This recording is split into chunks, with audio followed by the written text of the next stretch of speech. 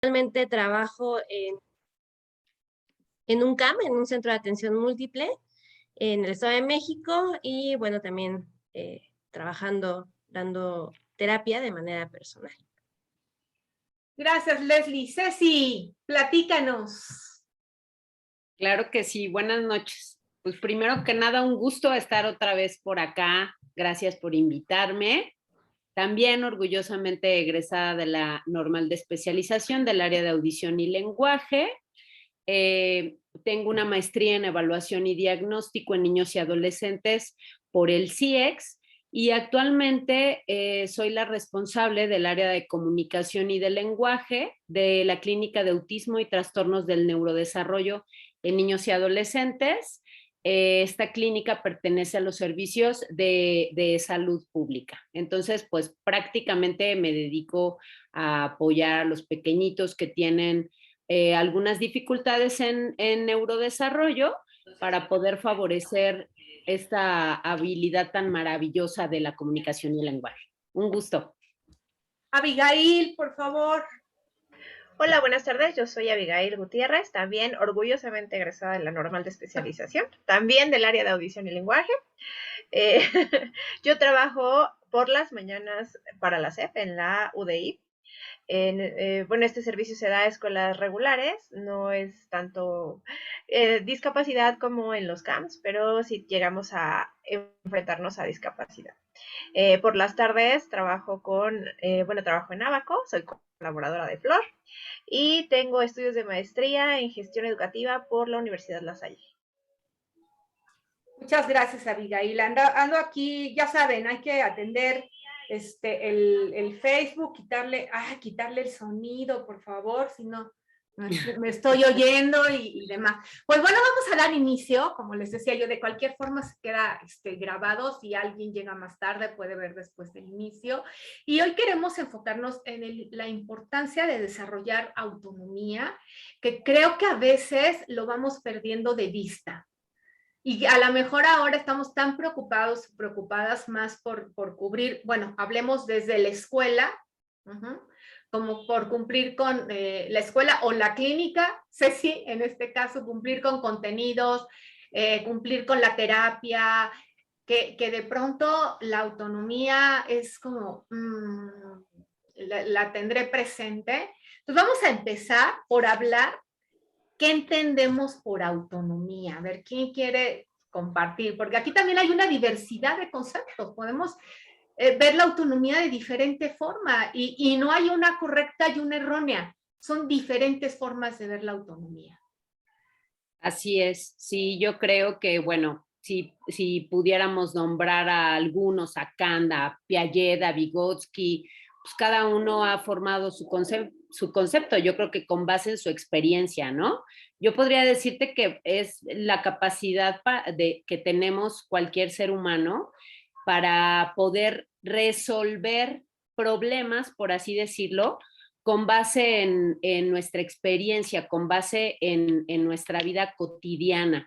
Yo creo que es muy común que pase que desafortunadamente esta situación a veces se vaya truncando por la situación en cómo viven las personas, en cómo son educadas, ¿no? A veces yo digo, por ejemplo, el resolver problemas, pero bueno, resolver problemas es infinito, ¿no? Yo lo hablo a lo mejor desde desde el ámbito de los niños con algún trastorno, de los niños atípicos, no de un niño típico, que realmente a veces los problemas que puedan resolver un niño con algunas necesidades sean como muy básicas, ¿no? Como por ejemplo ser autónomo, salir al baño, al poderse limpiar y bueno, me voy a extender, entonces mejor hasta ahí me quedo con el concepto, vamos a escuchar a las demás. Adelante, y ahorita profundizas porque nos vamos a ir, todo va conectado. Perfecto. ¿Quién quiere más? ¿Quién quiere compartir? Leslie. Justo como decía Ceci, considero que es el conjunto de habilidades que tiene una persona, y que apoya esta parte de la toma de decisiones pero también te ayuda a ser consciente de estas decisiones que estás tomando. Bueno, obviamente dentro del proceso y el desarrollo que tenga cada individuo. Y lo hablo no solamente como una sola palabra, sino como un conjunto de aristas, porque la autonomía precisamente nos habla en eso, ¿no? Un conjunto de elementos que apoya a que la persona pueda o logre ser autónoma en diferentes ámbitos de la vida, ¿no? Tanto como personal, como profesional, como en los chiquitos, que es la parte de autonomía, higiene personal, de autocuidado, etc., etc., como ya en un adulto, incluso para la toma de decisiones en cuanto a un trabajo, en cuanto a realizar algunas actividades pues personales o profesionales. Gracias, Leslie. Abigail. Pues como, pues ya nada más como reforzar lo que acaban de decir, pues es todo este conjunto de capacidades que tiene una persona con las que va desarrollando para tomar sus propias decisiones, sus propias elecciones, asumir las consecuencias, resolver problemas de su vida cotidiana y pues finalmente tienen que ver con uno como persona, o sea, todo lo que incluye a la persona, a ti, todo lo que puedes hacer por ti mismo, y pienso que todas estas decisiones que puedes tomar van a tener repercusiones en tu vida y tú sabes qué tomas, qué no tomas, qué haces, qué no haces, y bueno, eso considero que es autonomía. Estaríamos entonces pensando, fíjense, ahorita que las escuchaba, yo la verdad no lo había visto de esta manera, o sea, no es que no haya visto lo que ustedes están diciendo, sino que decía yo, cómo a lo mejor esta autonomía o este concepto va evolucionando o podríamos ir teniendo diferentes percepciones hasta de acuerdo a la edad, porque como ustedes decían, cuando los niños son pequeños, pues a lo mejor autonomía, pues que vaya al baño, que se aseque, que coma solo, que se pueda vestir. Y por ejemplo, ahorita Abigail ya hablaba de decisiones mayores, ¿no? Que repercuten y que aquí es como, a ver si me puedo dar a entender, es como que el concepto de autonomía como dentro y fuera, ¿no? Entender que depende de mí y que a la vez me regresa esa autonomía y que cuando a lo mejor no la estoy desarrollando o estoy como diciendo, esto no. ¿Cuántas veces ante una decisión la evitamos? Y la tenemos que tomar, pero mejor mañana.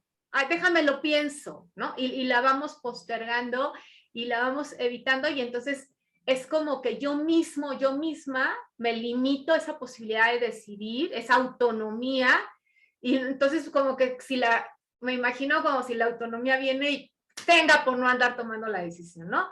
Ahora yo te mando por donde, la vida te manda por un lado y tú dices, híjole, ¿no? O sea, ahí está. Y es que en realidad, Flor, yo creo que también se juegan muchas cosas, ¿no? Sobre todo también creo que las emociones. A veces cuando empezamos a trabajar con los padres esta situación, es como, ¿cómo lo voy a dejar hacer eso si está tan chiquito? O sea, no, es que, y no lo dejo que se vaya, ¿no? Entonces creo que también se juegan muchas cosas con los padres respecto a esta situación. Como ya lo he mencionado en otras ocasiones que me han hecho el favor de invitarme, pues bueno, yo trabajo mucho con un método que se llama método Teach, y uno de los objetivos principales de este método, justo decía Eric Schopler, que es el fundador de este método, es volver a los niños autónomos, ¿no? Porque es algo sumamente importante, sobre todo con los pequeños que tienen alguna condición, alguna discapacidad, algún trastorno. Desafortunadamente a nosotros como terapeutas nos toca decirles cosas muy fuertes a los papás, y dentro de ellas es hacerles ver esta parte de no vas a vivir para siempre. Entonces, por eso tienes que hacer a tu hijo autónomo, ¿no? ¿Por qué? Porque actualmente a lo mejor está muy pequeño o, bueno, dependiendo también la edad, si tú resuelves todo por él, va a llegar un momento en que él pues no va a saber qué es lo que va a hacer en la etapa en la que sea, ¿no? Claro, muy conveniente lo que tú decías, tiene que ver, claro, con la edad, de qué forma vas a empezar a trabajar esta autonomía. Pero creo que sí, tiene que ver mucho la situación emocional que los papás de repente, o en el caso de estos pequeños, ay, pobrecito, siempre me los pobretean a los pobres niños, ¿no? Es que no puede, es que no, es que ¿cómo lo voy a poner a hacer eso? Entonces, creo que lo peor que podemos hacer es subestimar las capacidades de los niños. Primero tenemos que darles como la oportunidad de que vivan esta situación, porque realmente pues la autonomía nos lleva a muchos lados, ¿no? Sí. A muchos lados. Así es, Ceci. Leslie, por ahí vi tu micrófono abierto en automático. Los estilos de interacción familiar y de desarrollo socioemocional juegan un papel muy importante en el fomento de la autonomía de los niños. Sabemos que la familia es el primer vínculo para establecer este tipo de desarrollar habilidades en los niños. Como institución, fungimos un segundo papel para reforzar en específico estas áreas de autonomía, pero la familia es el primer vínculo, el primer canal para desarrollarlas, sobre todo en edades tempranas como es preescolar. En este momento, actualmente estoy en preescolar justamente CAM, y a los papás les cuesta mucho trabajo el hacer que sus hijos desarrollen estas habilidades de autonomía, con cosas tan básicas como ya los decíamos desde un principio, como el servirse ellos solitos, la lechita, por ejemplo, que recojan sus juguetes, que elijan su ropa, ¿no? Porque yo platicaba con ellos al inicio del ciclo escolar y le decía que uno de mis objetivos, más que desarrollar esas habilidades de aprendizajes esperados curriculares que fomenta y que se establecen en CEP, que por supuesto se tienen que llevar porque van de la mano, pero para mí era más importante en ese momento y hasta ahora el fomentar esas habilidades de independencia, que por lo menos cuando sintieran ellos calor, pudieran quitarse solos ese suéter, ¿no? Rápido platico una anécdota de hace mucho tiempo. Recuerdo que estaba haciendo un calorón como los que están haciendo ahorita y estábamos jugando en el patio todos y una niña en particular traía el pants y la chamarra y un chaleco y ya estaba haciendo un calor tremendo y ella estaba roja sudando, ya no podía contener el calor y no tenía esa necesidad de decir, tengo calor y me voy a quitar la chamarra, ¿no? Porque mamá siempre le quitaba la chamarra. Entonces, son pequeños elementos que para nosotros pudieran ser muy básicos, pero que son fundamentales para el desarrollo de la autonomía y de la vida del niño, ¿no?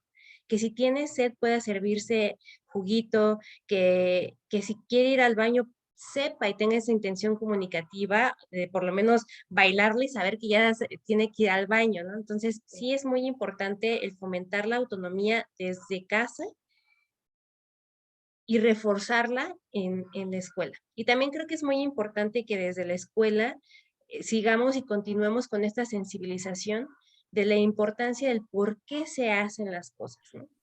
Yo en una reunión le decía a los papás, ¿por qué es importante que ellos trabajen con el cierrecito o el cubo entrenador, ¿no? Porque son elementos muy importantes. Nosotros vemos los botones, el cierrecito, el velcro y demás que son muy básicos, pero que realmente desarrollan muchas habilidades en los niños motrices, visuales, de coordinación, ¿no? Y que cuando ellos sientan esa necesidad, vuelva lo del calor, puedan quitarse esa chamarra y decir, tengo calor, lo puedo hacer, ¿no? Guardar sus cosas, decir cuando algo les sucede, si no es de manera verbal, por esta situación a lo mejor de condición que presentan algunos niños, pero que sí sepan decirlo. Y cuando en casa existe este proceso de sobreprotección, no le permites al niño desarrollar no solamente la autonomía, sino también muchas otras habilidades que él pudiera hacer de manera eh, por sí solo, ¿no? Sí, definitivo. estaríamos aquí, fíjense, como voy escuchándolas, diría yo, es que la autonomía, a lo mejor me brinco de nuestras ideas, pero es que la autonomía tiene que ver con el bienestar, porque cuando yo las escucho hablar, es como, me estoy asando, pero no tengo como esta capacidad, uno, de a lo mejor expresarlo, porque a lo mejor supongamos, en el caso de los niños con alguna discapacidad, pensemos en los niños con discapacidad motriz, a lo mejor verdaderamente su movilidad está tan limitada que pues no pueden hacer esto o desabotonar, más si pueden, si no decir, quítame el suéter, ¡vete! ¿No? O sea, y hacer la seña. Y esto tiene que ver con su bienestar. Y lo que vemos de pronto es que estos niños que no se desarrolla, que no estamos como adultos, tanto familia como escuela, atentos a estimular el desarrollo de la autonomía, pues la verdad yo creo que pasan momentos de, en lugar de bienestar, de incomodidad, de malestar, o sea, porque es calor, o es tengo hambre, o siento las manos sucias y no tengo como, en mi mente no se ha creado esta capacidad, esta habilidad para expresarlo. Y creo aquí, ya cerrando para que ustedes vayan entrando aquí también, que se habla muchísimo de cómo, bueno, no es tanto como decir, es que los tiempos de antes eran mejores, más como de pronto el mismo contexto y las formas de vida han ido evolucionando y han ido limitando a veces esta parte de autonomía. Y yo les diría rápidamente, yo soy de la época de cuando empezó a haber tenis con ¿no? Creo que es velcro, ¿no? Bueno, no yo soy de esa época, mis hijos son de esa época, estaban chiquitos, y yo me acuerdo que nosotros no queríamos comprar y ellos pedían esos tenis cuando íbamos a comprar tenis. Y yo con mis ideas de maestra de hace muchos años decía, no, hasta que te sepas amarrar las agujetas. Y es que esto tiene que ver con, como dicen, ¿no? Con otro tipo de desarrollo. Claro. Y justo, Fíjate que yo quería mencionar algo ahí rapidísimo, regresando un poco con lo que decía Leslie. Hay algunos pequeños que justo, perdón que yo me enfoque tanto en los niños que tienen un trastorno del neurodesarrollo, esa es mi chamba y la defiendo fielmente. Entonces, creo que también una de las cosas que justo por eso se tiene que sensibilizar mucho a los padres tiene que ver con esta situación. Tú mencionabas algo que es súper importante. Hay niños que no saben cómo y que no tienen ni idea, ¿no? Pero hay algunos otros niños que sufren algunas otras dificultades, como desintegración sensorial, por ejemplo.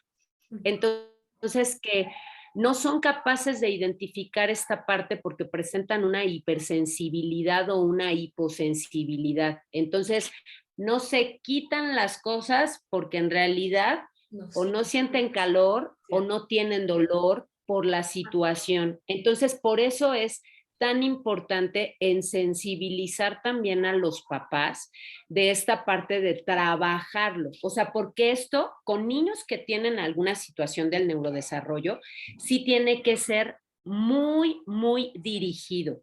Y perdón que vuelvo a repetir lo que sea como tan específica con eso. Claro que con todos los niños tienes que trabajar como las habilidades básicas, ¿no?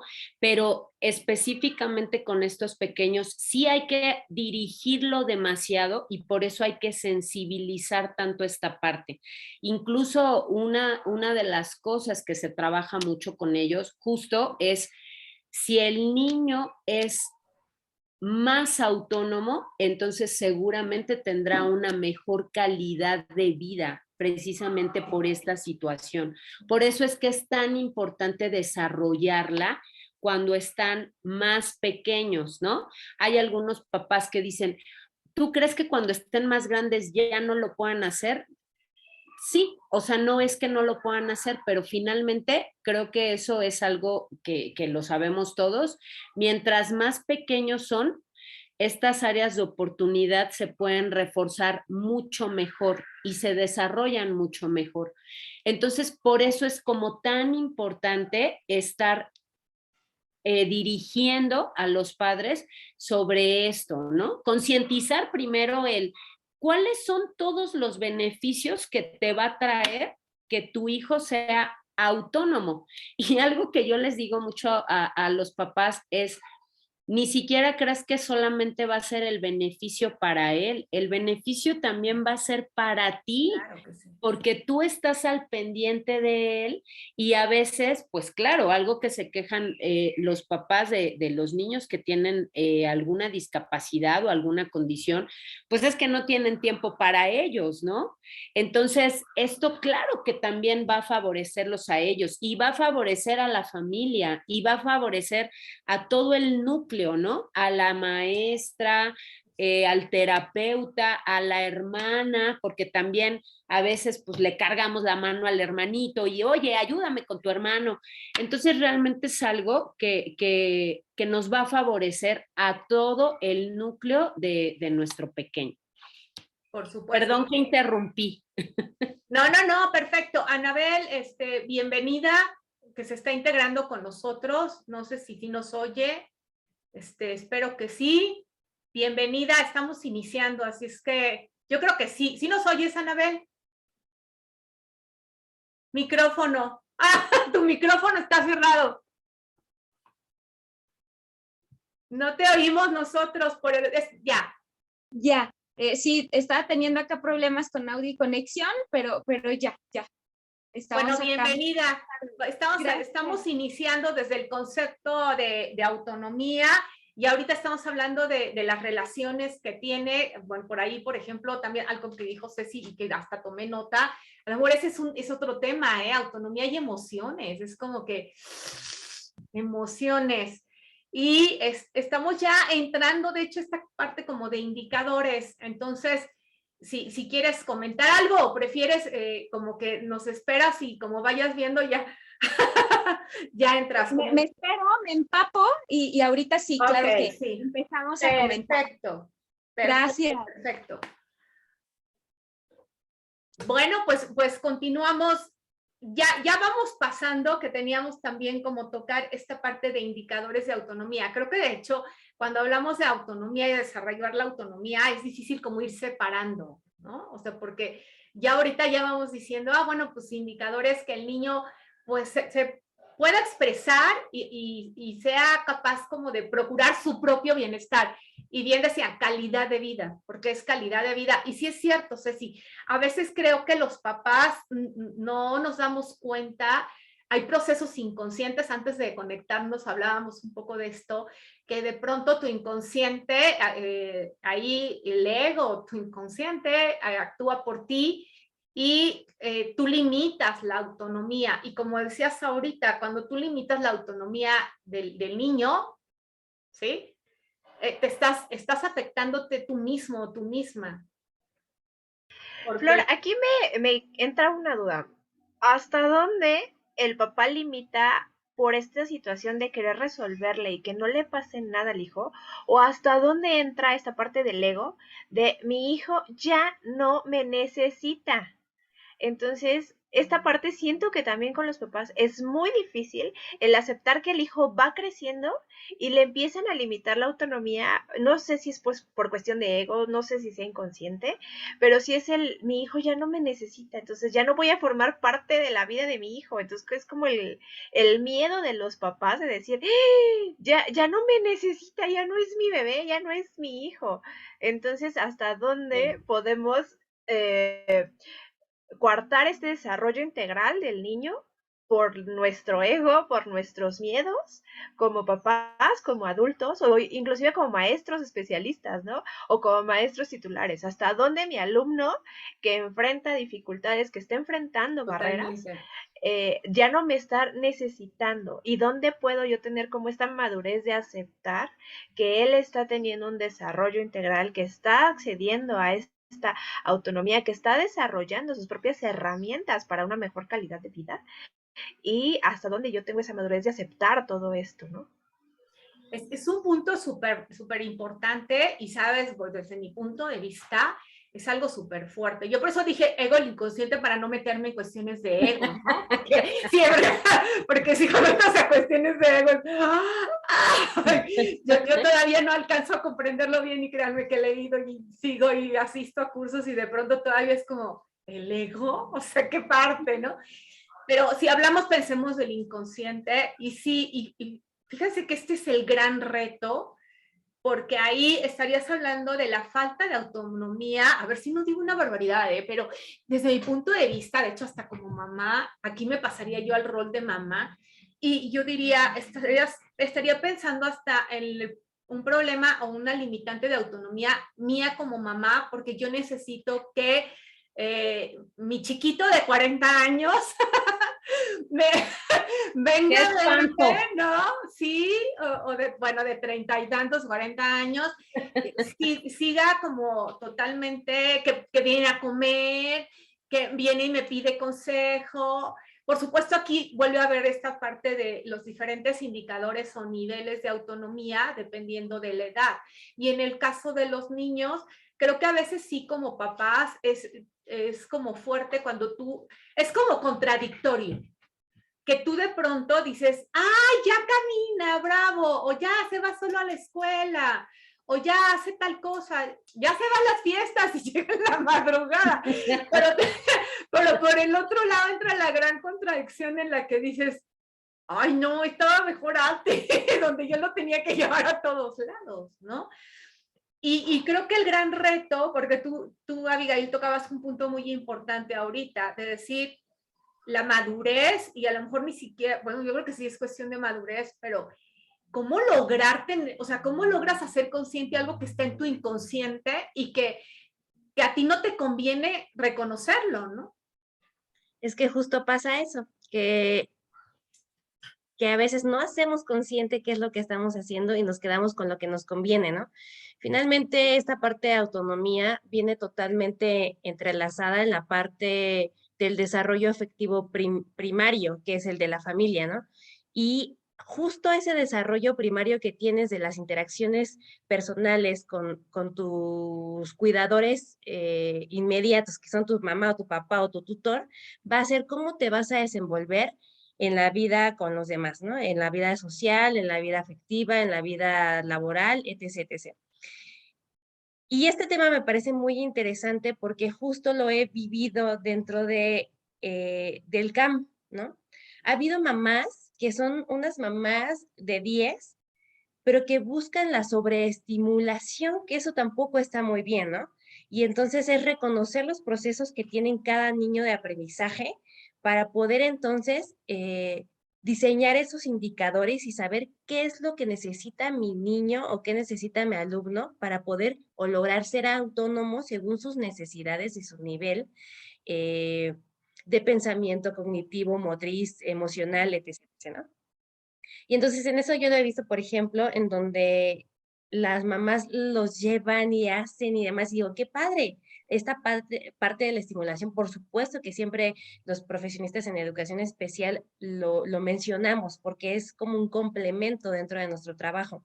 Sin embargo, también hay que tener cuidado en cómo se está desarrollando estos procesos de estimulación.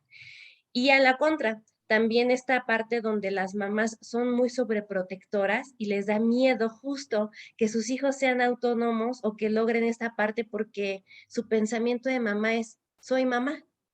Y si ya no soy mamá, ¿qué otra cosa soy?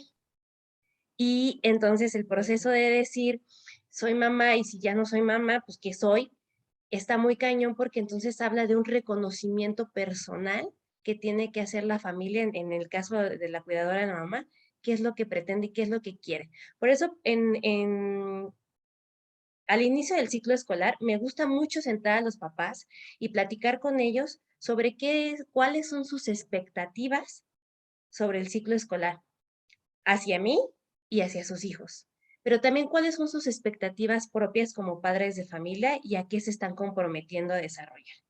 Porque efectivamente, como ya lo decías, Lori, mis compañeras son situaciones temporales. Tú decías, bueno, yo quería que mis hijos tuvieran la agujeta para que se amarraran los tenis súper rápidos, pero también hablemos en una situación actual donde las mamás casi todas trabajan y entonces están vueltas locas para arriba y para abajo y entonces lo práctico, ¿no?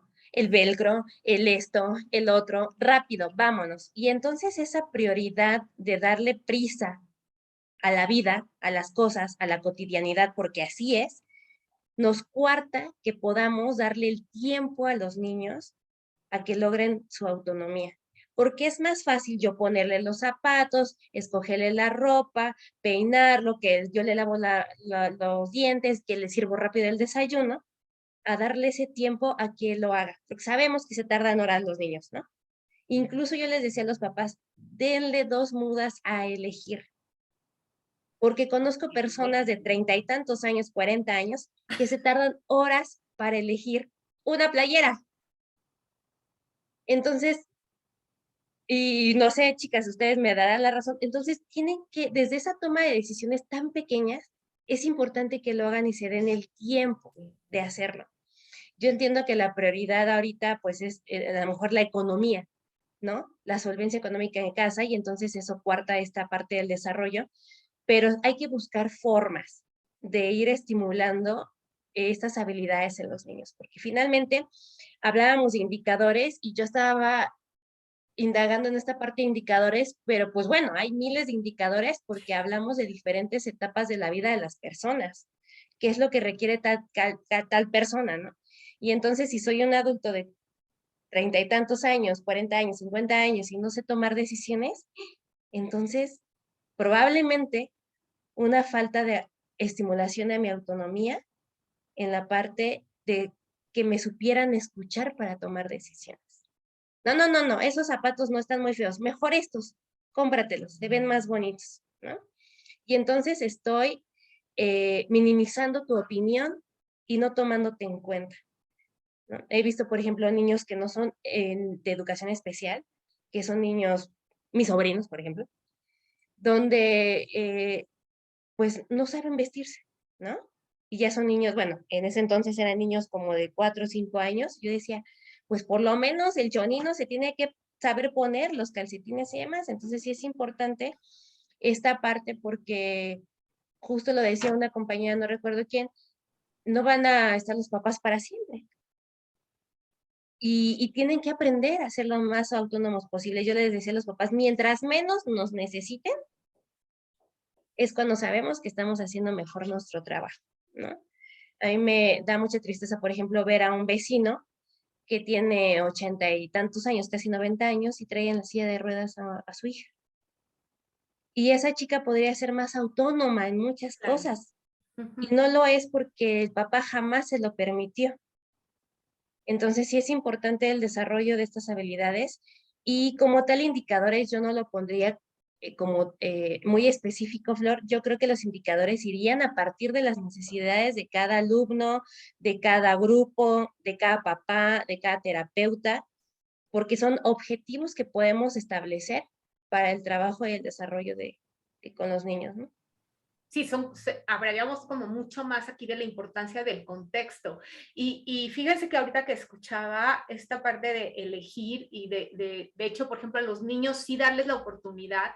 Y en el aula también, aquí, de hecho, aquí nos iríamos al famoso DUA del que hablamos últimamente tanto.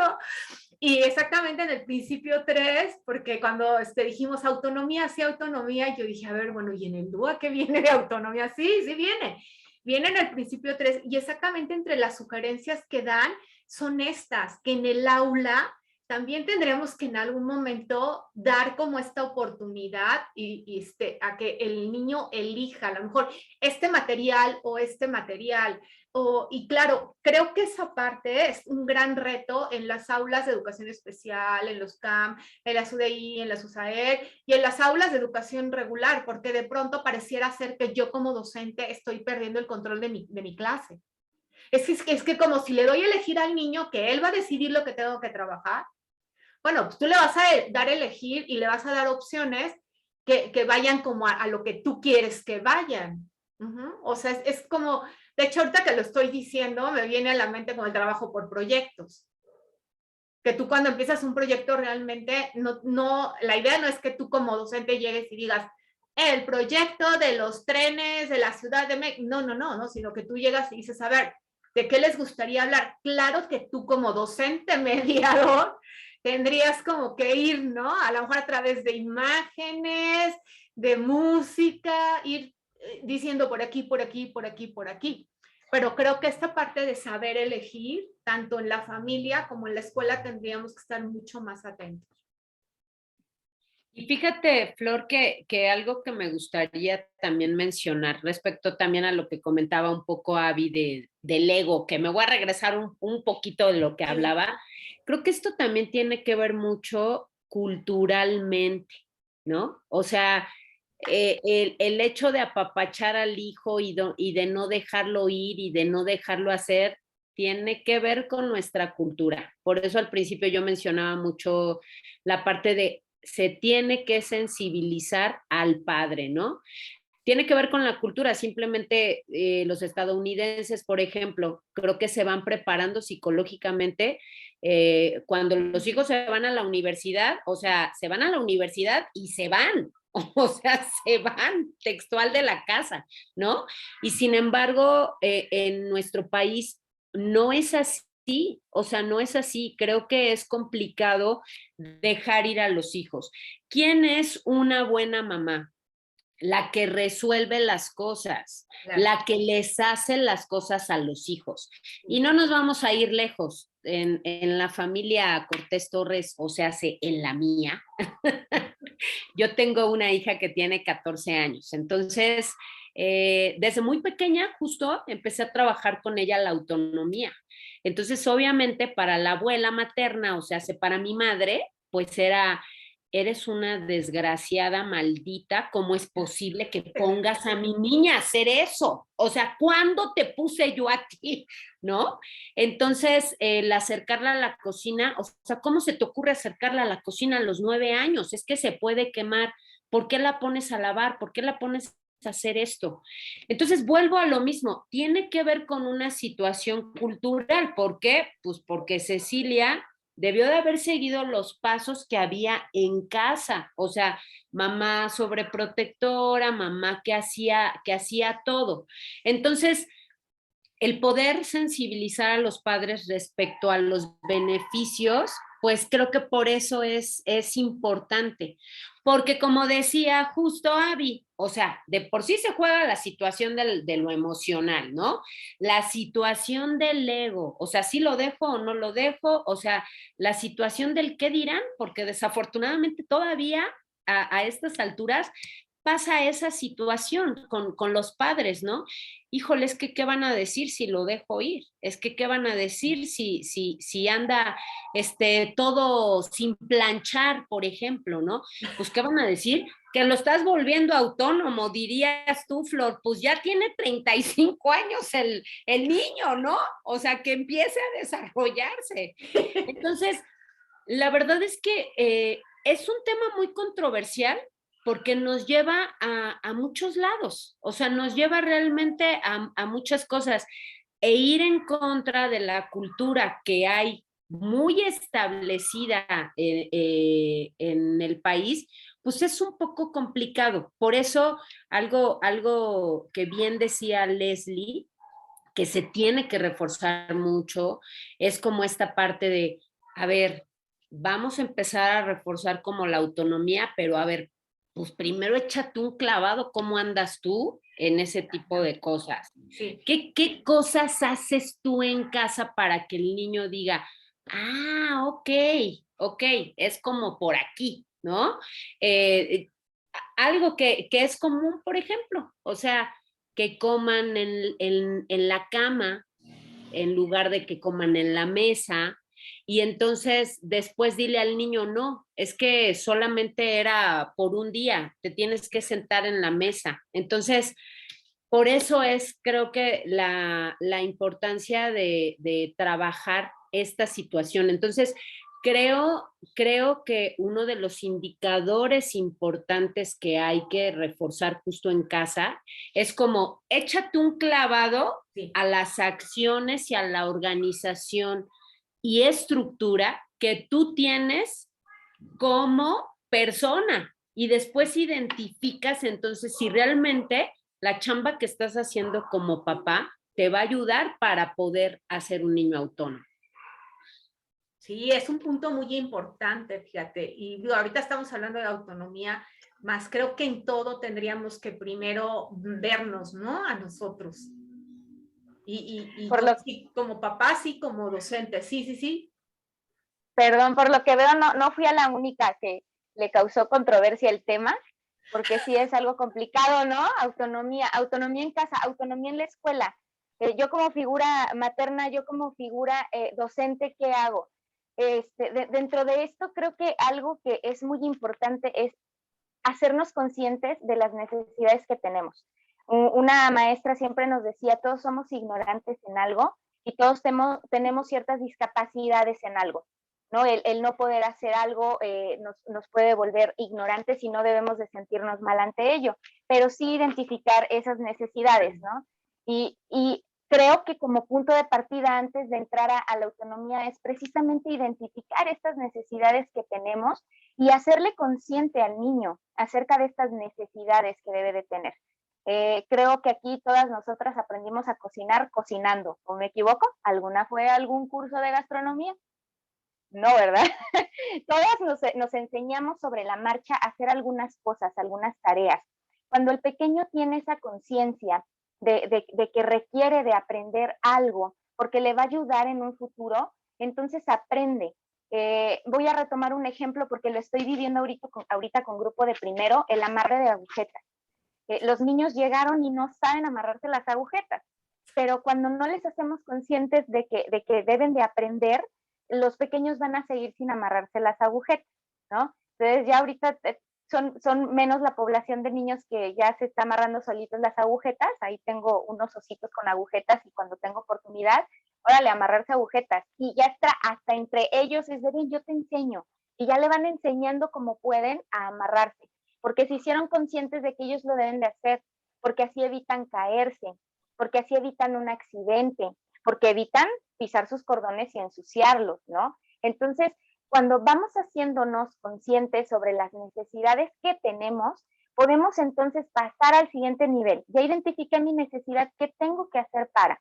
Posiblemente necesitemos el apoyo de alguien en el trayecto mientras aprendemos a hacerlo. Una vez que ya lo vamos a dominar, ¡pum!, ya nos estamos volviendo más autónomos. Entonces, bien decía esta Leslie, es difícil marcar indicadores, es difícil encontrar indicadores, sí, porque pues cada persona viene sin manual, ¿no? Todos venimos así y cada uno de nosotros somos muy diferentes y lo que a mí me funciona, pues no le puede funcionar al otro.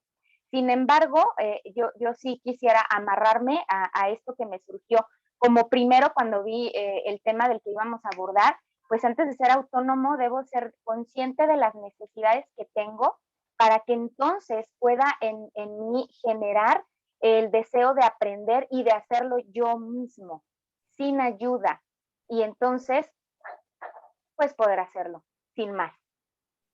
Sí, definitivamente tocas de hecho esta parte de los beneficios, que de hecho cuando hablamos del proceso de aprendizaje decimos, es que si el niño no tiene, y no nada más el niño, nosotros también como adultos, si tú no tienes el deseo de aprender algo, bueno, ni niño, ni adolescente, ni joven, ni adulto, uno mismo, simplemente tú ves un curso y dices, luego lo dan de volver a sacar, pero de pronto ves otro. No, ¿qué tal que ya no lo abren ahorita? A ver cómo le hacemos, a ver, hago el tiempo, hago todo para integrarme. Y es parte de la necesidad y a la vez creo que se complementa con este interés. Entonces, ese es un muy buen punto. Tanto padres, tanto nosotros, como padres, como niños, ir yendo como del beneficio. O sea, ¿en qué te beneficia que aprendas a cocinar? Que aprendas, como decía Ceci, híjole, 9 años ya en la estufa. Pues sí, pero estoy yo y va a aprender que a lo mejor de repente va a aprender porque se quemó, pero que puse una quemadita. No se trata como de, órale, ahí te quedas, me haces la comida y cuando yo regreso ya me tienes la mesa puesta y la comida servida. Pero sí, es muy importante el detectar y crear, creo en algunos casos, esta necesidad.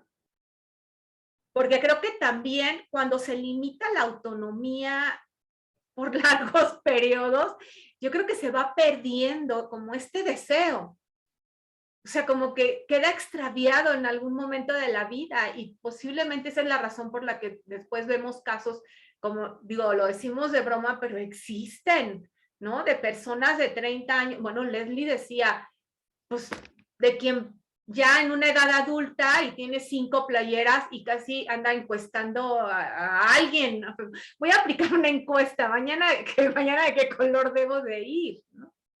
Entonces, creo que la autonomía nos llevaría también a ese tipo de cuestiones, de generar interés, generar necesidad y por supuesto, de empezar por nosotros, identificar, a ver, dónde estoy y qué necesito y qué quiero hacer y qué me interesa hacer. Claro, Perdón. ¿y qué te genera, no? Las emociones que se desarrollan, como ya habían mencionado dentro de este proceso, yo las invito a que en este momento piensen en algo que les implicó ser autónomas y cómo se sintieron cuando lo lograron. No.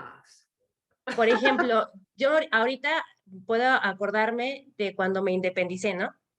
Tenía 24 años, yo dije, me voy a independizar, tengo que buscar un trabajo que me pueda solventar esta parte, buscar un espacio, y me costó mucho trabajo porque pues obviamente yo toda mi vida estuve con mi mamá y yo decía, ¿cómo voy a dejar a mi mamá? Y sobre todos estos estereotipos que justo mencionaban de qué va a decir, ¿no? Que decía Ceci, qué va a decir el otro, porque no, tienes que, cuando te cases tienes que salir de casa y qué van a pensar, que vives sola y demás, ¿no? Entonces, pero yo sabía que eso iba a jugar un papel importante dentro de mi autonomía como persona, ¿no? Y que iba a ser importante dentro de mi proceso personal. Entonces, en este momento yo me acuerdo de ese proceso, pero yo las invito que ¿qué les hizo sentir que podían ser autónomas en aquello que querían? Y entonces ese sentir que seguramente ahorita les está viniendo a la cabecita de algún proyecto, de algún curso, de que compraron algo por ustedes solas, etc., etc., les genera. Y esas emociones justo son las que generan en nuestros pequeños, ¿no? Cuando logran ponerse la chamarra, yo recuerdo a un niño chiquitito de preescolar que se pudo quitar la chamarra y su expresión cuando se quitó la chamarra y la puso al lado de su banca, fue así como que yo lo hice solo, ¿no? Y entonces justo eso también hace la autonomía. Tener ese juego de emociones, de independencia, de seguridad, de confianza, de que puedo lograr las cosas si yo me esfuerzo más. Y entonces eso va a repercutir también en tu autoconcepto, en tu autoimagen, en tu autoestima, porque puedes ser capaz de lograr las cosas. Seguramente ustedes han hecho cosas que las han hecho sentirse orgullosas de sí mismas y está bien. Y eso pasa también en los niños. Entonces, parte de las emociones que decía Ceci era, desde mi punto de vista, es justo esta parte, ¿no? De qué implica que puedas lograr ser autónomo, pero lo que decía desde a un principio, pero a partir de todas tus aristas como ser humano, ¿no? Entonces, bueno, ahí la parte emocional creo que juega un papel muy importante porque cuando nosotros no hacemos a los niños autónomos, también creamos personitas frustradas o intolerantes a la frustración, que ya lo hablaban, pero justo pasa eso, no lo puedo hacer, me frustro, ¿no? Y eso pasa también con nosotras, no lo puedo hacer, no lo sé hacer, me frustro. Pero ¿qué puedo hacer entonces, no? Y, y en cosas tan básicas como los zapatos. También me tocó así un caso, a ver, pónganse los zapatos, porque hicimos una actividad, quítenselos, pónganselos. El niño terminó aventando los zapatos, estaba muy estresado, bueno, me acerqué, le ayudé, le dije, está bien, vamos a hacerlo así. También traté de bajar sus niveles de ansiedad porque sé que también no es bueno, pero te das cuenta que con cosas tan básicas ellos pueden frustrarse y entonces puedes evitar eso, ¿no? Puedes más bien ayudar a fomentar esa autoestima y esos sentimientos más, pues, asertivos ante la vida y ante la cotidianidad, ¿no? Sí, definitivamente. Además, esos pequeños o grandes logros, porque para un niño que se logró quitar la chamarra es un gran logro. Digo, a lo mejor nosotros decimos, ah, se quitó la chamarra. No, para el niño fue un gran logro, lo lleva a tener en mente otro gran logro que quiere hacer. Y como dices, ahí entra autoestima en juego, seguridad, confianza. Y es elemental a lo largo de la vida, ¿eh? Porque como ahorita la verdad, ahorita que nos invitas esto y quien nos esté viendo y quien vea el video, de verdad, hacer este ejercicio te pone, hasta te cambia la energía, ¿eh? Así como que se te vienen cosas a la mente, ¿no? Imágenes, ay, sí, aquella vez que hice tal, ¿no? Yo pensé en viajes, por ejemplo, y sí, dices, uy, wow, o sea, y lo logré. ¿Qué falta? ¿Qué sigue? ¿Qué viene?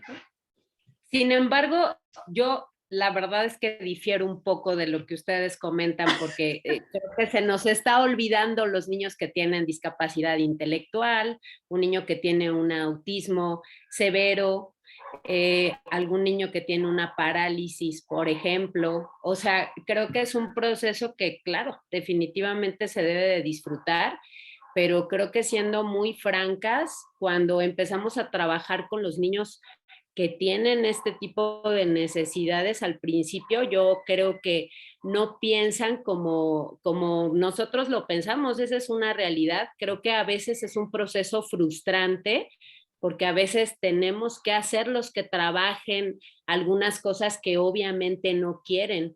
Entonces, hay algunas situaciones justo que yo difiero por esta situación. Un niño a lo mejor con una discapacidad intelectual de moderada a severa no tiene esta situación, esta sensación, por ejemplo, ¿no?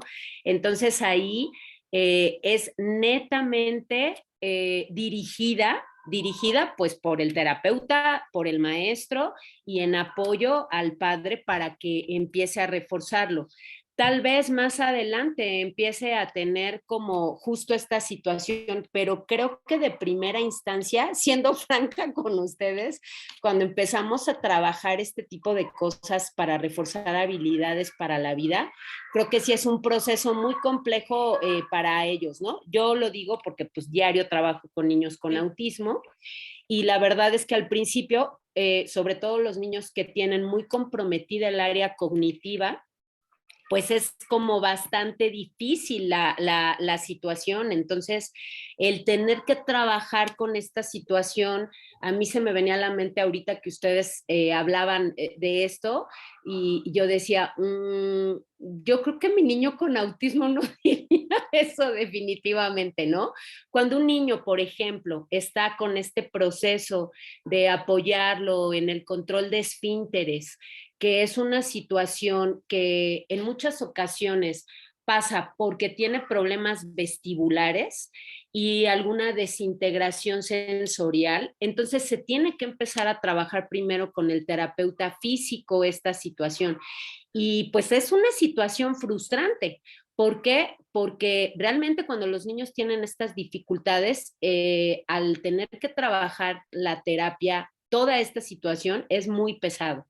Y después, bueno, ya viene como el acompañamiento para poder apoyarlo en la situación del control de esfínteres. Entonces, creo que sí hay que puntualizar muy bien que para la situación de las personas que somos típicas, creo que sí es una situación satisfactoria y eso te lleva a querer generar más y más, ¿no? Y claro que es algo que te satisface, pero definitivamente creo que con los niños atípicos, pues sí es un proceso que se tiene que llevar netamente guiado y que en realidad al principio pues no es tan satisfactorio.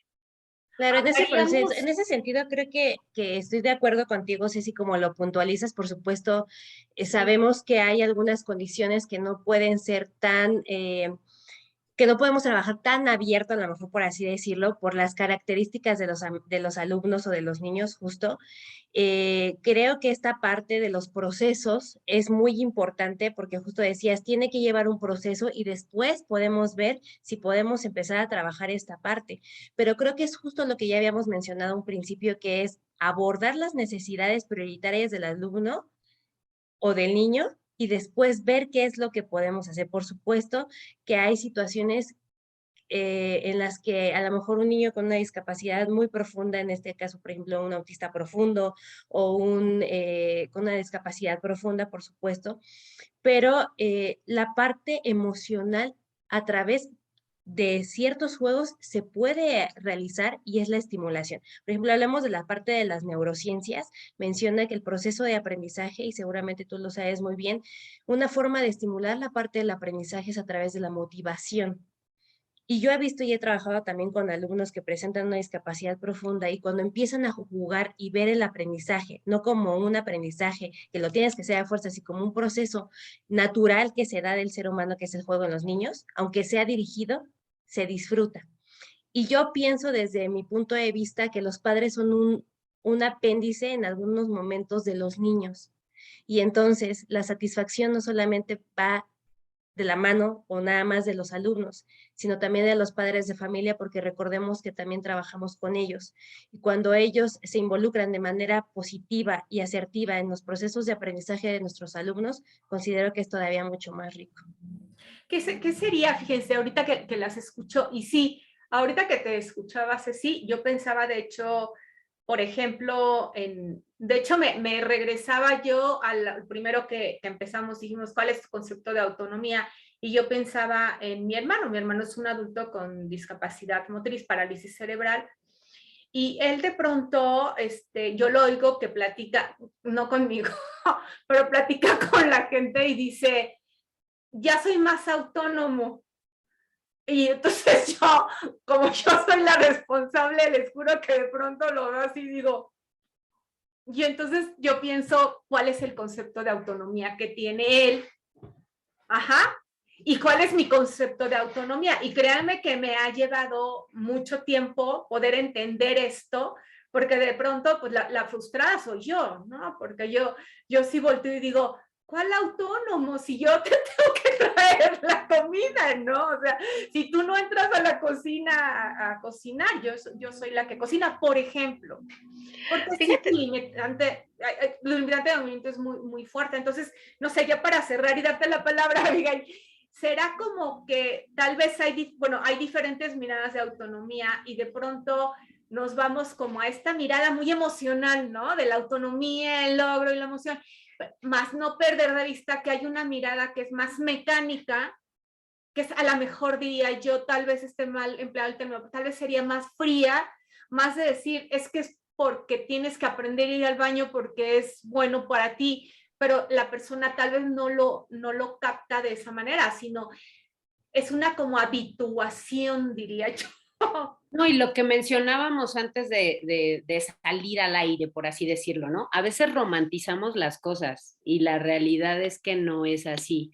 O sea, los procesos son completamente diferentes. Entonces, no podemos definitivamente igualar la situación con un niño atípico que con un niño típico. Y como tú bien decías hace rato, cada quien habla como le va en la feria, entonces habría que ver qué es autonomía para, en este caso, lo que tú comentabas, ¿no? Porque sí, definitivamente lo que decía Leslie, bueno, tenía que ver con el aprendizaje, pero bueno, yo hablaba propiamente del proceso al inicio de esta situación de la autonomía. Realmente no es un disfrute, ¿por qué? Porque los pacientes con algunas situaciones, por ejemplo, en relación con la desintegración sensorial, pues no la pasan bien, ¿no?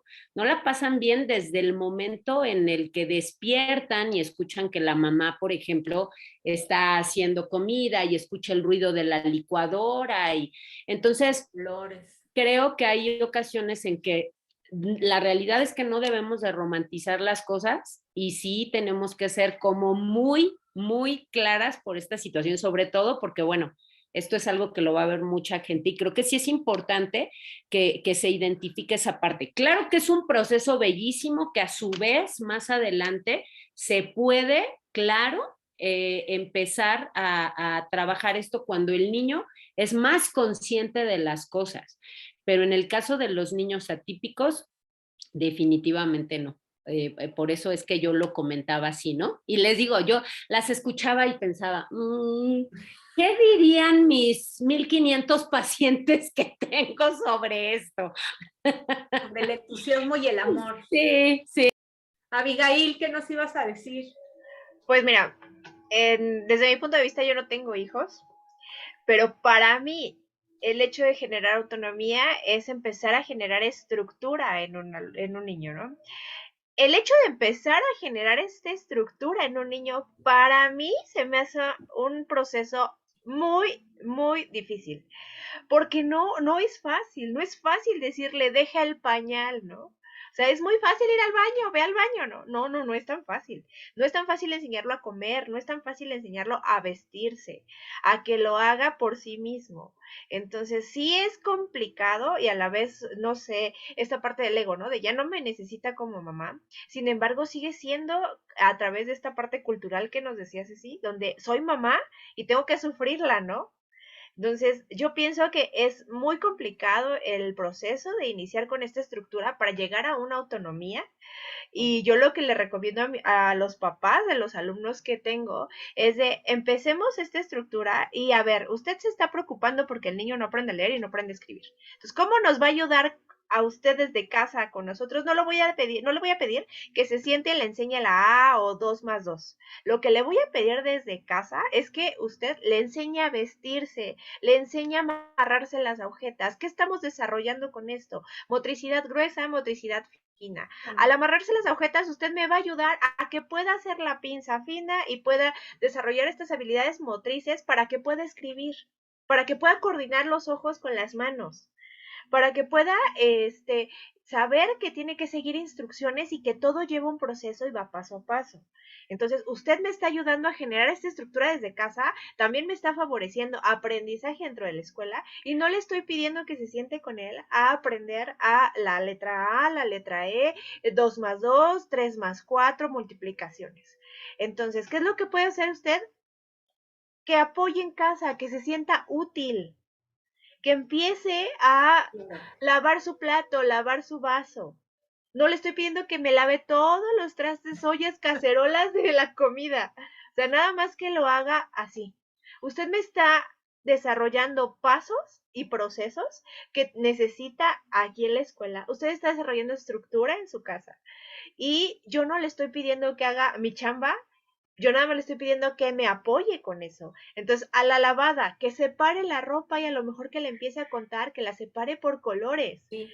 Ahí me está ayudando a clasificación, conteo, división, suma, resta. Todo eso sin tener que sentarme con él a trabajar operaciones básicas y lectura y escritura. Esos procesos, todo esos procesos son mi chamba, pero usted la va a favorecer desde casa generando esta estructura y esta autonomía. Y no es fácil. Sin embargo, cuando el niño se empieza a sentir útil, lo empieza a hacer por gusto propio. Entonces, para mí es un proceso complicado, yo les digo, no soy mamá. Y nada más el hecho de imaginarme, de tener una personita a mi cargo y tener que enseñarle todo eso, tener que estructurarlo en todo eso, para mí es así de se me viene el mundo encima. Por lo mismo de que yo considero que es muy difícil, y si es muy difícil a lo mejor tener a un niño típico y no neurotípico, o sea, es mucho más difícil al tipo de alumnos al que estamos acostumbradas y que tenemos que trabajar con él en el caso de Ceci, en el caso de Leslie, en mi caso, y pues a Anabel en algunas cuestiones, le pueden llegar 2 o 3 alumnos con discapacidad, a lo mejor en un solo grado le llega uno, o que enfrentan barreras severas para el aprendizaje y la participación. Entonces sí, es complicado. Para mí es un proceso complicado que sí te genera posterior en una persona neurotípica, procesos de placer y de seguir diciendo qué es lo que sigue, pero mientras al inicio, para mí es complicado. Es que, No sé. fíjense, creo que, digo, ya yéndonos más hacia la conclusión, hacia algunas conclusiones, aquí surge nuevamente esta riqueza de la diversidad. No podríamos generalizar un concepto de autonomía y decir, es que este es el correcto y este es el incorrecto. Estrategias para favorecer la autonomía. Mira, te entrego un manual aquí, porque a lo mejor yo le doy un manual a Leslie y a Ceci el mismo, y Ceci va a decir, ¿qué te pasa? O sea, ¿yo cómo aplico esto? O le entrego a Leslie algo a lo mejor así como, paso 1, paso 2, y a lo mejor me va a decir, no, espérame, porque mis niños, y igual Anabel, que tiene un contacto diferente con los niños, que de todos modos, a lo mejor no tiene ningún niño con discapacidad, Anabel Arta nos tendrá que decir, más por ahí le puede tener el que la mamá no está al pendiente y entonces llega, llama la atención en el aula, el que llegó sin desayunar, el que dejó los útiles y que aparentemente no tienen una dificultad. Y entonces ahí ella, para favorecer bueno, a lo mejor esos niños son los más autónomos.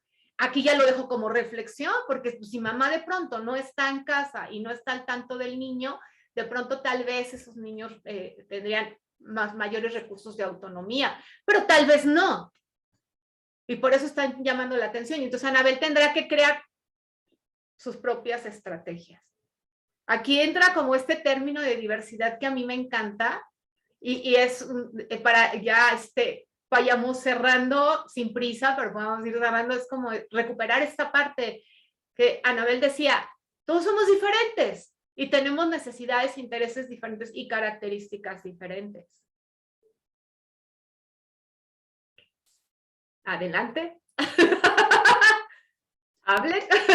No, definitivamente. O sea, yo creo que todos somos diferentes, definitivamente, ¿no? Yo creo que lo que yo puedo concluir respecto a esto es que definitivamente la autonomía hace que un niño se vuelva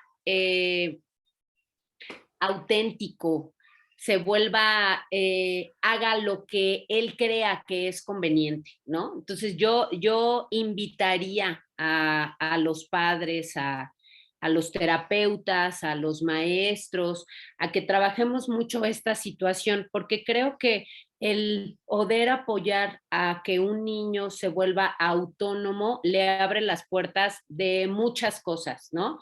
Creo que algo que comentábamos es que muchas veces nosotros mismos como terapeutas, como papás, como maestros, los limitamos con estas situaciones, ¿no? Por la forma en cómo trabajamos, por la forma en cómo implementamos nuestra terapia, por la forma en cómo educamos también. Entonces, muchas veces limitamos las intenciones comunicativas de los niños o las intenciones que puedan tener.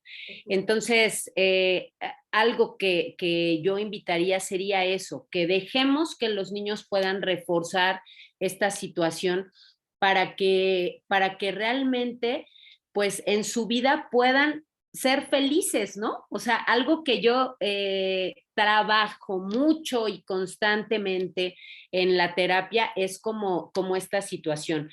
Y no solo lo digo como terapeuta, también lo digo como mamá. Creo que como papás a veces idealizamos a los hijos o tenemos frustraciones y queremos que ellos hagan lo que nosotros no hicimos, que creo que es algo muy común. Entonces, solo brevemente les voy a platicar de un caso de éxito. Yo digo que es un caso de éxito porque es un paciente que tengo ya desde muchos años y es un niño que tiene autismo precisamente. Entonces, él siempre estuvo como muy interesado con la situación de hacer galletas y pasteles y la mamá decía, no, pero ¿por qué? O sea, yo quiero que sea arquitecto. Entonces yo le decía, ok, eso es lo que quieres tú. ¿Y qué es lo que él quiere, no? Claro. ¿Por qué lo llamo un caso de éxito? Porque actualmente es un pequeño que no es verbal, tiene una panadería y se dedica a eso. O sea, a través de muchos métodos, a través de muchas cosas que se favorecieron en la terapia, el niño logró tener esto, logramos convencer a su mamá de la situación y entonces actualmente hace lo que él quiere, ¿no? Es feliz y es un niño autónomo debido a que, pues a que se tuvo que trabajar mucho con esta situación. Creo que es complicado y de verdad lo digo no solo como terapeuta, como mamá, por lo que ya mencionábamos. se juegan muchas cosas culturales, emocionales, y bueno, muchas cosas creo que es importante mencionarlo, ¿no? Entonces, creo que de verdad es importante que se siga reforzando la autonomía con los niños. Dejémoslos que resuelvan las cosas. No tratemos inmediatamente de, se le cayó el vaso con agua y la mamá, ¡ay, ve por el trapo!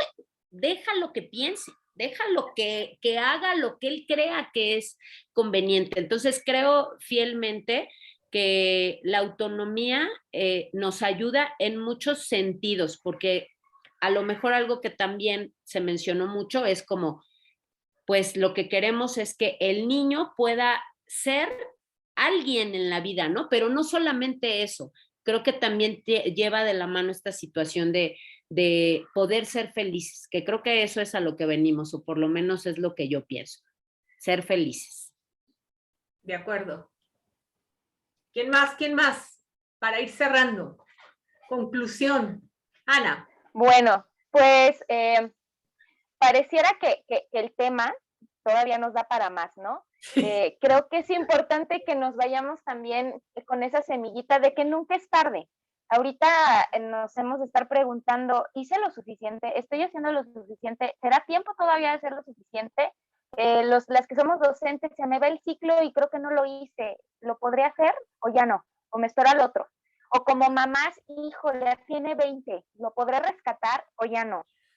Entonces, creo que es importante que consideremos que nunca es tarde para poder empezar a hacer estos cambios, empezar por nosotros y poco a poco llevar a nuestros hijos o llevar a nuestros alumnos a que busquen esta autonomía, ¿no? Esta autonomía, como decían las compañeras, les va a dar también un pensamiento crítico, les va a hacer tomar decisiones más rápido. Es como un conjunto, el decir autonomía ya engloba muchos alcances, ¿no? Que podemos tener en el proceso de. Entonces, pues, no hay que tirar la toalla, yo creo que estamos muy a tiempo de seguir favoreciendo autonomía. Me quedo con esa semillita como docente, bien lo decías, Flor, atiendo niños en una escuela regular. Los casos que tengo en este ciclo escolar, pues, van más ligados quisiera yo pensar que alguna situación temporal, ya sea quizá por el encierro que tuvieron durante el tiempo de la pandemia los pequeños, o ya sea por cuestiones familiares que no les han permitido el que puedan soltarse todavía más, ¿no?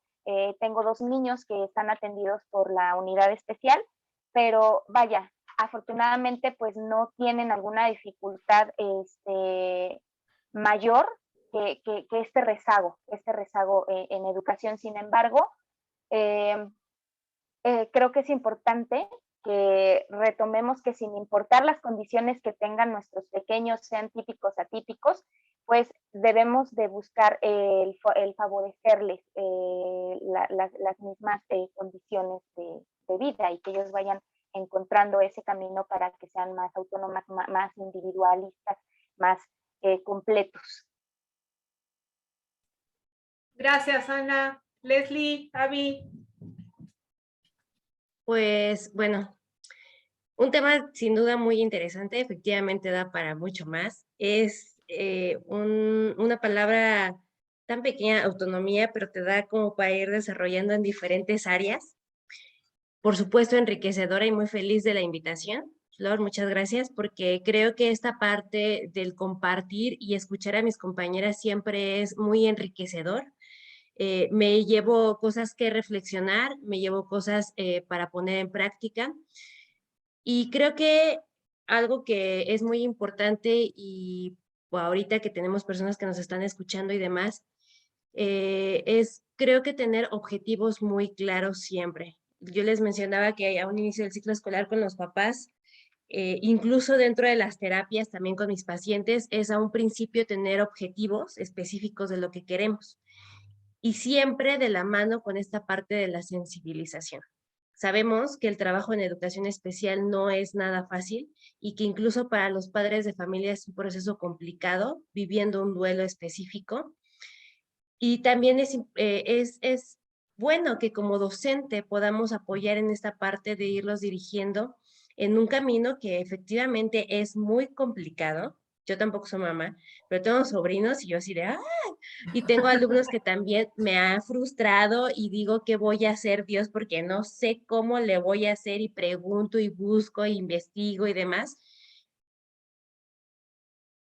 que te permite también enriquecer tu práctica, ¿no? Entonces, sí es muy importante, creo, esta parte emocional y la pongo muy de manifiesto, a lo mejor porque lo trabajo mucho con mis alumnos, y porque he visto que podría favorecer en estos procesos, incluso hasta con los padres de familia, ¿no? Sí, por supuesto, tener objetivos muy claros, tener esa conciencia de lo que sí, de lo que no podemos trabajar, porque obviamente, como ya mencionaron algunas compañeras, idealizan a los alumnos, pero también hay que darles la oportunidad de que aprendan y que vayan descubriendo esta otra parte, porque ahí está la otra situación, no lo va a poder hacer porque tiene esta condición y entonces limitamos esta parte del aprendizaje, del desarrollo y demás.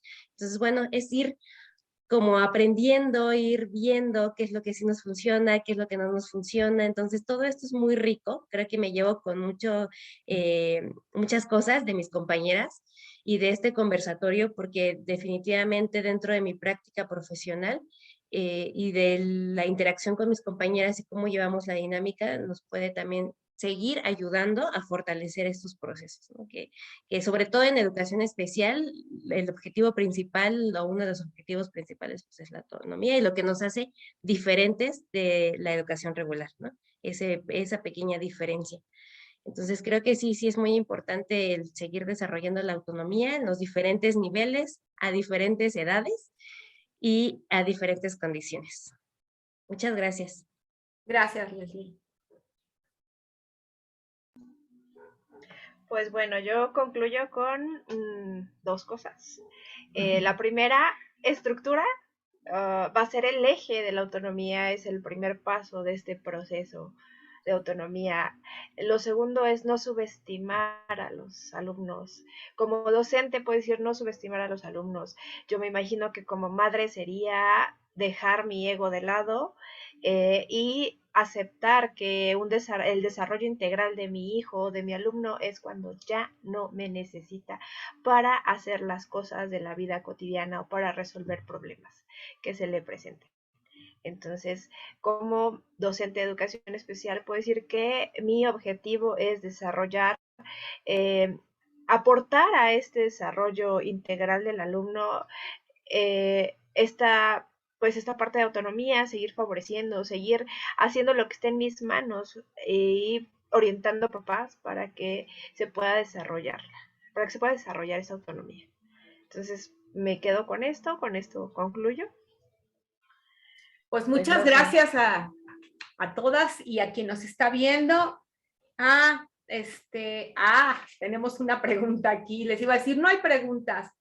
Ay, espérenme. Nos piden bibliografía. Ajá. ¿Qué les parece si la dejamos? Porque ahorita, así, la verdad, les soy sincera, yo ahorita así pensé, autonomía. No se me viene, no se me viene nada a la mente. Bueno, ¿saben? Hay un libro que no es directamente de autonomía. No se me viene nada a la mente. Espérenme, es que... Bueno, ¿saben? Hay un libro que no es directamente de autonomía. No recuerdo ahorita las autoras, pero es un libro, son dos autoras, y se llama ¿Cómo hablar para que te escuchen los niños y cómo escuchar para que hablen los niños? Tiene un titulote.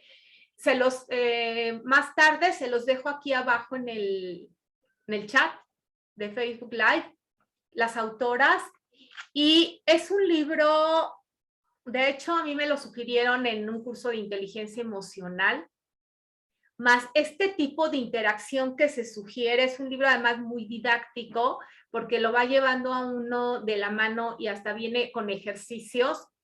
Creo que muchísimas de estas estrategias que plantean en este libro inciden en lo que sería favorecer la autonomía.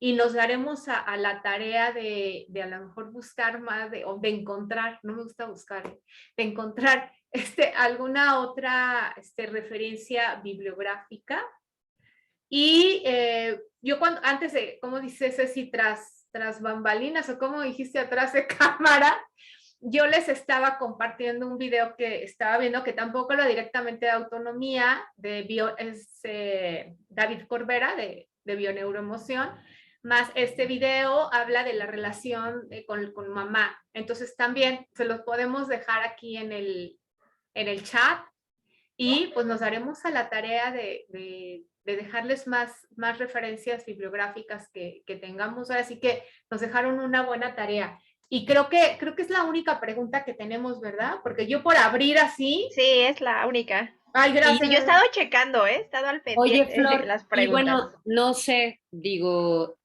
el día que, bueno, ustedes me hicieron favor de invitarme, que también hiciste un Facebook Live, pues hablábamos del método Teach, que a lo mejor no propiamente habla de la autonomía, pero bueno, acuérdense que el método Teach es tratamiento y educación de niños con autismo y problemas de comunicación relacionados en español, que bueno, hace rato mencioné que uno de los objetivos principales es poder favorecer justo la autonomía. Entonces, bueno, aquí tú también subiste ese Facebook Live. Digo, si hay algún papá que esté como interesado en esta situación de poder favorecer porque tenga por ahí algún niño con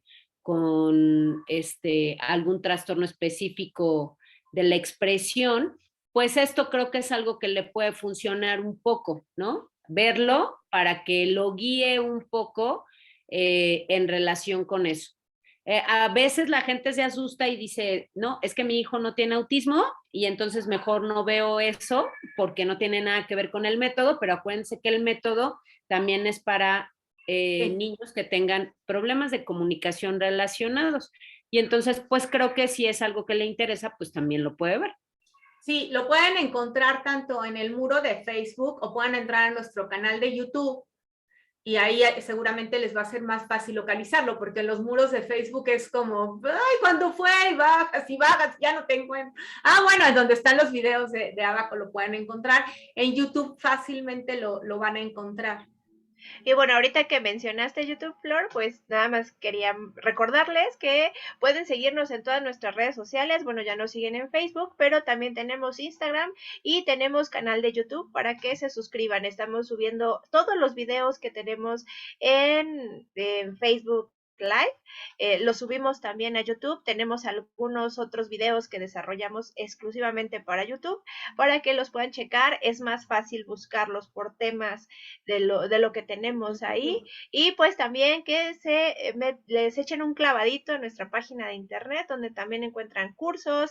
Hay algunas situaciones que tenemos ahí de obsequios para que puedan seguir trabajando desde casa, tanto para papás como para docentes. Abajito de este Facebook Live les dejamos todas nuestras redes sociales, nuestra página y nuestro canal de YouTube para que nos sigan, por favor. Y el video mañana ya lo tienen también en YouTube. El de Teach ya está, ese sí está subido desde que se llevó a cabo. Y a más tardar mañana ya lo tienen en YouTube. Bueno, pues muchísimas gracias. Buenas noches. Y por aquí les dejamos información. Gracias. Hasta luego, buenas noches. Según Muy yo buenas ya, noches. Gracias. ya cerré, ¿no?